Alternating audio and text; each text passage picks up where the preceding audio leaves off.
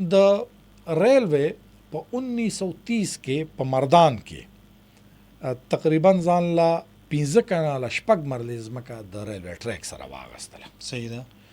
او دا ځمکه د مردان د نواب اکبر خان هوتی صاحب چې کوم دی دا غنه واغستله. صحیح شو. په 2010 کې ریلوے ولګېدله چې دا ځمکه زه لیز آوټ کوم، مطلب که ځان له پیسو څه شی جوړی نو لیکي ماله به پیسې راکړي په کروڑونو روپو په ملکیت سره دا 5 کنال 6 مرلې د ریلوے دا ځمکه وه دا څه چلو شله په لیز ورکړله. صحیح ده.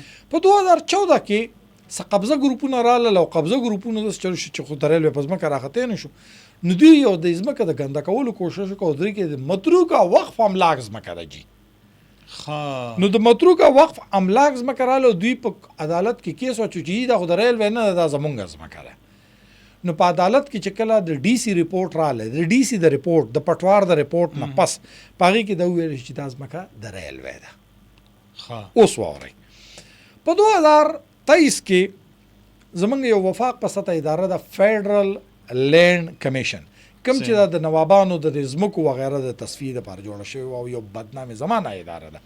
فیډرل لینډ کمیشن چې کوم دی دا وویل چې جی دا ځمکه خو چې کومه ده دا د ریلوے نه ده، دا زمونږ ده اصل کې، او دا مونږ یو ښځه ده ګلزرینه نوم یو ښځه ده مونږ هغې ته ورکړې ده.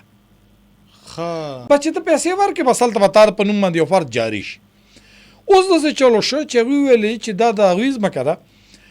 اوس په 2000 ما چې څنګه تاسو چې په 2014 کې ویلې شوي دي چې دا ځمکه به د چای د ریلوے ځمکه ده. اوس بیا ریلوے راغله د فیډرل لینډ کمیشن د فیصلې خلاف پېښور های کورټ را پېښور های کورټ ولګېد، څو سماعتونه پکې وشو. فیډرل لینډ کمیشن ته ویل چې ته د دې سیز انکوایري کوه. فیډرل لینډ کمیشن ویل چې زه نه ډي سي منم نه بل څوک منم، واپس د بخترین ترور په نوم باندې دا فیصله وکړه. صحیح شوله. اوس خبره دا راغله چې په دې کې د ډي سي د سایډ نه د پټوار د سایډ نه 3 ریپورټونه تللي دي او په 3 واړو ریپورټونو کې ډي سي ویلي چې دا ځمکه د چا ده؟ د ریلوے. 1930 کې ما تاسو ته وویلې چې 1930 کې دا ځمکه باقاعده ریلوے اغستې ده، پیسې ورکړي دي. سوچ وکړه د هغې نه پس راغلی او دا دې وخت کې په پېښور های کورټ کې دا ځمکه یو پیره بیا متنازعه ده. زه صرف دا وایم چې د مردان د ډي سي نه 3 پیرې ریپورټونه تللي دي چې دا ځمکه د ریلوے ده. سرکار په ځمکه کې، سرکار د ځمکو په کاته کې، سرکار د عجیبه کاته ده چې یو کاغذونو کې د پټوار کې کاغذونه چې کوم دی د چا په نوم دی، یو بله اداره وي چې نه دا د دې نه دي دا د دې دي. عجیبه خبره ده. بس صرف په پاکستان کې ته صرف دا کار کوه، په یو قبضه ګروپ ځان له جوړ کا، په قبضه ګروپونو کې یو ادارې کې ځان له یو بابو یو سټینو مینو برابر کا، او د هغې نه پس ریلوے نه که زما بس وشو دغه خلک ملک راځي د ایرپورټ هم په ځان په نوم کوم او ورپسې چې کوم دی د ریپورټ هم د ځان په نوم کوم. دا ښه په اسانه ته کوم. همداسې ده بالکل.